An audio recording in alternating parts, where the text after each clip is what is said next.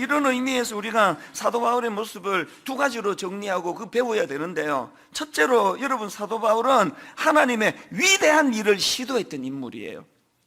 우선 얼마나 그가 그 큰 그림을 그리는 스케일이 큰 사람이었는가는요, 오늘 본문에 여러 군데서 볼 수가 있습니다. 자, 우선 17절 18절을 보십시오. 그러므로 내가 그리스도 예수 안에서 하나님의 일에 대하여 자랑하는 것이 있거니와 그리스도께서 이방인들을 순종하게 하기 위하여 나를 통하여 역사하신 것 외에는 내가 감히 말하지 아니하노라. 여기서 느껴지는 바울의 스케일이 뭐예요? 여러분, 쪼잔한 사람들은요, 막 쪼잔한 자랑을 얼마나 많이 하는지 몰라요. 뭐 그게 우리 아닙니까? 그게 여러분이고 그게 저 아닙니까? 상대방이요, 교양이 있어가지고 그냥 점잖게 들어주는 거죠. 그 못 들어준 얘기 많습니다. 그 쪼잔한 것 가지고 막 어쩌고 저쩌고 자랑하고 있으면 여러분이 얼마나 쪼잔한 생각을 하는지를 상대방에게 노출되는 거예요. 뭐 이번에 우리 애가 뭐 대학 가가지고 어쩌고 저쩌고 막 계속 자랑하면요, 그 얘기를 듣는 그 사람이 교양이 있는 거예요. 속으로는 아이고 뭐 네 아들만큼 그렇게 안 하는 사람이 중에 누가 있냐, 말 안 할 뿐이지. 그 쪼잔한 사람의 특징은 쪼잔한 자랑이 많아요. 막 계속 뭐 그냥 뭐 막 사람 좀 모이기 시작할 때 저도 막 쪼잔한 자랑을 얼마나 많이 했는지 몰라요. 개척 초기에 막 숫자를 자랑하고 싶어 못 견디겠더라고. 막 10,000명이 막 넘어가던 때 미국 가서 그 장면이 지금도 기억나요. 막 어떻게 해서든 이걸 내가, 사람들이 날 촌놈처럼 보니까 내가 지금 10,000명이 모이는 교회 목사라는 걸 말하고 싶은데, 이제 그때는 알려지기 전이라 가지고 뭐 그냥 뭐 그러길래 계속 막 만자를 아십니까? 이 만은 어떻게 내가 이거 설명하고 싶어가지고, 이 만 그게 지금 생각하면 그게 너무 쪼잔한 태도 아닙니까? 하나님은요, 이렇게 쪼잔한 인간을 통해서도 일하시는 게 감사할 뿐이에요. 사도 바울이 뭐라 그럽니까? 나를 통하여 역사하신 것 외에는 내가 그런 거 말하지 않겠다는 거예요.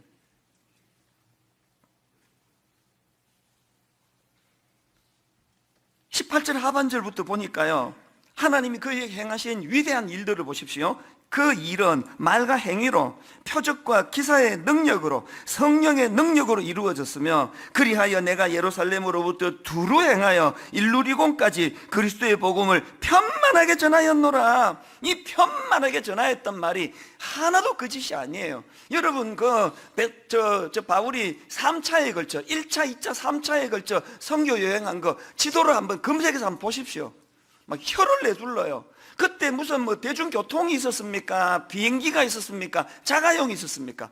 세상에 그런 불편한 교통수단밖에 없던 그 시대에 그 바울의 1차, 2차, 3차 거쳐간 그 지도를 보면은요, 지금도 입이 딱 벌어져요.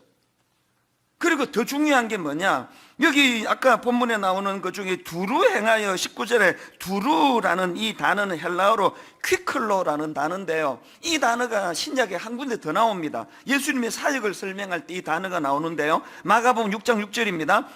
이에 모든 촌에 두루 다니시며, 이게 퀴클로예요. 주님께서 얼마나 섬세하고 얼마나 세밀하게 한치 오차도 없이 그런 삶을 보여주시는 분 아닙니까? 지금 사도 바울에게 이 퀴클로라는 단어를 사용하는 것을 제가 보면서 그냥 막 실적 남기려고 막 여기저기 점만 찍고 다니는 게 아니라는 거예요. 온 정성을 기울이고 마음을 기울여 편만하게 복음이 전하도록 했다는 거, 이게 참 사도 바울의 위대한 시도인데요. 오늘 여러분 이런 말씀을 듣고는 막, 이야, 역시 바울은 대단해, 대단한 사람이야, 이렇게 하고 은혜 받았다 그러면 그거는 정말 난센스입니다. 오늘은 사도 바울이 주인공이 되는 날 아니에요. 늘 그렇듯이 사도 바울이 위대한 사람이 아니고요, 그 쪼잔하게 그 예수 믿는 사람 잡아 죽이러 돌아다니고 하던 그 포악한 쪼잔한 사도 바울을 이처럼 위대한 시도를 하는 하나님의 사람으로 만들어주시는 그 하나님이 위대하신 거예요. 그 하나님이 대단하신 분이거든요. 그렇기 때문에 야, 바울은 대단해, 근데 나는 못해, 이건 설교가 아니에요. 바울 같은 쪼잔한 인생도 하나님 손에 붙들리니까 이런 위대한 하나님의 사도가 되는데 내가 왜 안 돼? 이렇게 말씀을 받는 게 그게 제대로 된 겁니다.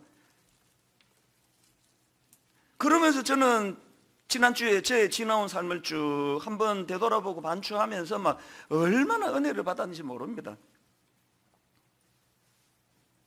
옥하는 목사님이 저를 부르셔가지고 2001년 그 10월 말, 너 내년에 개척해라라고 그렇게 저한테 명하실 때 저는 어른 목회를 해본 적이 없던 상태 아닙니까? 그 하나님은 왜 옥하는 목사님을 통해서 그 당시로요, 그 함께 사역하던 그 우리 부교역자 동료들 중에 뭐 대단한 동료들이 한둘이가 아니었습니다. 막 명문대 나오고 그리고 황금의 입이라는 별명을 가지고 있는 목사님도 있었고요. 막 설교의 달인이고 막 목회 정말 잘하는 우리 그 동료 선배들이 막 즐비했습니다. 근데 그 하나님은 왜 그런 분을 쓰시지 않고 어른 목회도 해본 적이 없는 저를 왜 쓰시게 했냐고요. 그래가지고 그냥 얼떨결에 하나님께 뽑혀가지고 옥 목사님을 통해가지고 고생을 진짜 많이 했습니다. 어른 목회를 해본 적이 없으니까요. 이게 등록 신방 가가지고는 뭐 해야 되는지도 모르겠고, 교구를 나누어야 되는데 어떻게 나누어야 되는지 모르겠고, 새해가 밝았는데 모든 교회가 2019년도에 구호, 목표 이런 게 다 그 수첩에 다 난드는데 나 그런 거 해본 적이 없어가지고, 그때 그 담당하던 우리 젊은 목사님이 저보고, 목사님 그 교회 수첩에 오늘의 목표, 올해의 목표를 뭐로 해야 됩니까? 그래서 제가 이렇게 말했습니다. 그런 거 없다 그래. 알아야 목표를 세우고 하죠. 지금 아무것도 모르는데.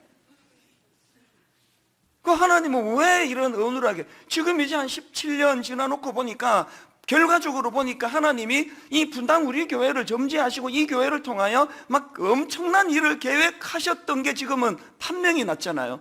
그러면 왜 저 같은 어눌한 사람을 쓰시느냐고요. 왜 그랬을까요? 답이 간단하게 나오더라고요. 제가 엄청난 능력을 가지고 있고 내가 황금의 입 그러고 뭘 해도 잘할 사람이면은요, 사람들이 헷갈릴 거 아닙니까? 저게 이찬수 목사의 능력이야, 하나님의 능력이야? 저게 이찬수 목사의 위대함이야, 하나님의 위대함이야? 여러분은 저 보시면서 갈등 하나도 없잖아요. 하나님으로 다 판명이 나는 거 아닙니까? 그 누가 지금 헷갈립니까? 저는요, 길거리에서 흔히 마주칠 수 있는 지극히 평범한 아저씨에 불과해요. 그리고 평상시 잠바 입고 다니면 아무도 저를 목사로 뒤에 이런 광채가 나고 이런 게 하나도 없어가지고 머리 자르러 가고 하면은 뭐 하는 사람인지 저를 알아보는 이발사가 아무도 없어요. 너무 평범한 저를 쓰시는 이유가 어디 있습니까? 그래야 하나님의 위대하심이 드러나거든요.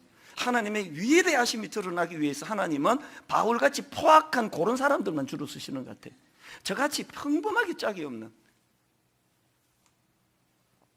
여러분은요, 저 같은 담임 목사 만난 거 대박인 줄 아세요? 여러분은 저 같은 목사를 만났기 때문에 저만 보면 용기가 생기잖아요. 야, 너 이찬수 목사 봐라. 저 사람도 되는데 네가 왜 안 되겠니? 네가 그 사람보다 공부를 못해, 얼굴이 못생겨서. 그러면서 그 아들 딸한테 저를 빗대가고 계속 지금처럼 하세요. 그냥 너무 은혜스러우니까. 일만성도 파송운동, 사실 자다가 일어나가지고 얼떨결에 제가 하나님의 그 작전에 휘말려가지고 새벽 3시에 일어나가지고 일만성도 파송운동 선언하고 두려워서 저는 그 지난 그 초기 몇 년은 너무나 제가 두려웠는데요. 요즘은요, 이게 저를 살맛나게 하는 거예요. 이제 한번 보세요. 이제 자꾸 그 한 교회로만 너무 모이는, 쏠리는 이런 현상에 대해서 하나님께서 저에게 그 안타까움을 말씀해 주셨고, 저는 그게 그냥 자다가 순종했을 뿐이에요. 그런데 이게 하나님의 위대한 시도라는 걸 요즘 뼈저리게 느낍니다.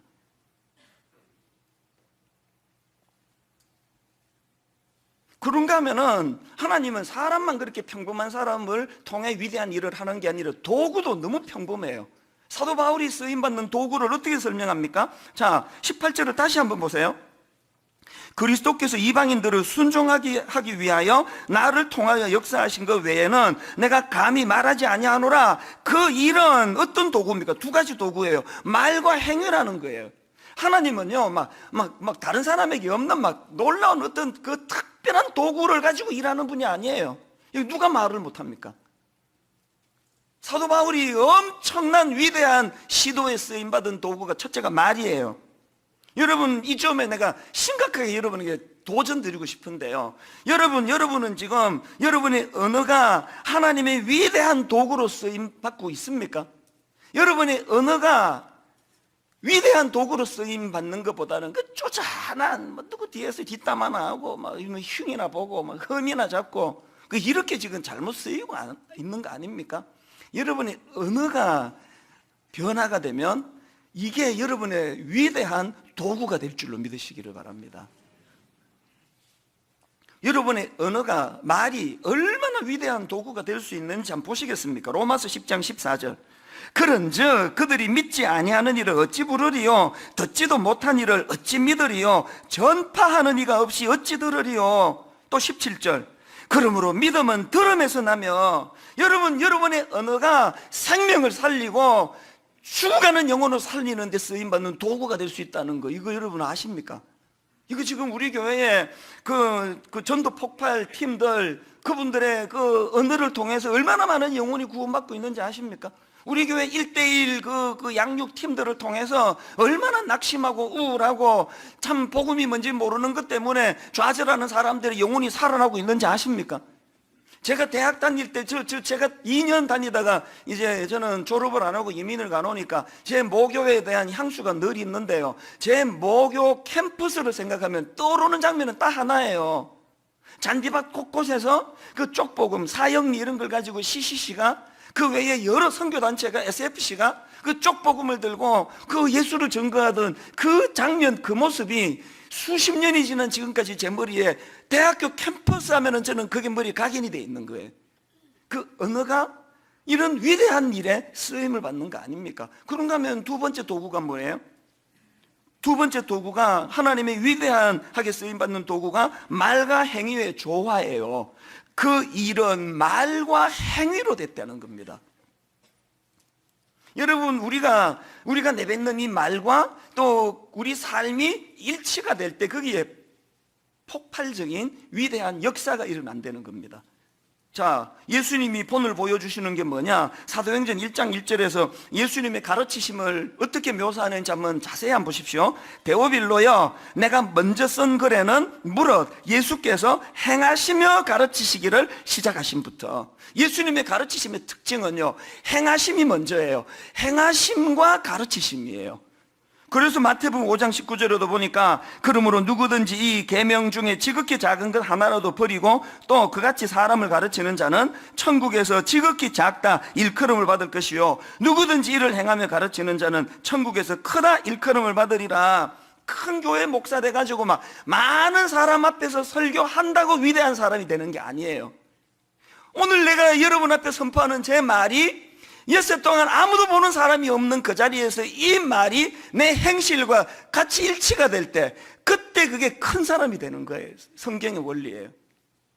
여러분, 우리가 왜 정직해야 됩니까? 왜 진실해야 됩니까? 우리의 정직과 진실이 우리 말을 뒷받침할 때 거기에 파괴적인 능력이 나타나기 때문이라는 겁니다.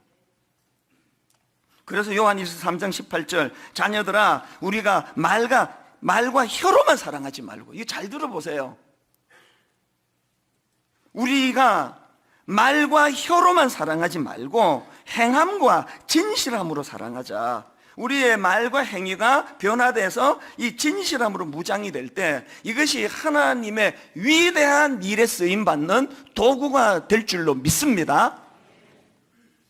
이런 점에서 저는요, 이번 우리 고난주간에 분당 우리 교회 전 성도가 더불어서 이제 한 가지 놀라운 시도를 하려고 하는데, 여러분께 나누어 드린 이 고난주간 백감사, 여기에 십자가 사랑 앞에 감사로 반응하는 고난주간, 여기에 보니까 이 100가지 감사를 쓸 수 있는 노트를 만들었습니다. 이것이 해보시는 분 알지만요, 하루에 5개씩 쓰는 거 절대 쉽지 않습니다. 그런데 이번 한 주간 그리스도의 십자가의 능력을 의지하고 한번 이 100가지 감사, 한 분에게 100가지를, 한 대상을 향해 100가지 써도 괜찮아요. 부모님을 대상으로 써도 괜찮고요. 아니면 어쩌다가 나하고 관계가 깨져버린 어떤 사람을 향해서 100가지를 써도 되고요. 내 인생에 전체적으로 펼쳐서 써도 되고요. 저는 백감사 쓰다가 이 난이 모자라가지고 막 사무실로 이거 하나 더 구할 수 없느냐고 막 전화가 쇄도하는 그 모습을 상상합니다. 기억하십시오. 위대한 일은 이런 작은 시도에서부터 시작이 된다는 것. 그래서 우리같이 평범한 인생도 위대하신 하나님을 인정해드리고 위대하신 하나님의 시도에 순종해드릴 때 위대한 일을 행하는 하나님의 놀라운 자녀들이 될 줄로 믿습니다.